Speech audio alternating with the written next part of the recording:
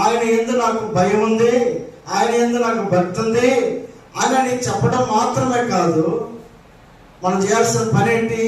భక్తి మనకు ఉందని ఎలా గుర్తిరగలుగుతాడు దేవుడు అంటే, యెహోవా భక్తులారా మీరందరూ ఆయనను ప్రేమించండి, మీరందరూ ఆయన్ని ప్రేమించండి అని చదివిస్తాం. దేవుని యందు భయభక్తులు కలిగినటువంటి వారు అయి ఉంటే, ఆ భయభక్తులు నిలిపినటువంటి వారిలో కనబడేటువంటి లక్షణం ఏంటంటే దేవుణ్ణి ప్రేమించే వారుగా కనబడతారు. దేవుని ఎడల వారికి అమితమైనటువంటి ప్రేమను చూపించగలుగుతారు. దేవుడు ఈ లోకాన్ని ఎంతో ప్రేమించాడు కాబట్టి ఆయన దేవుడు అయ్యాడు.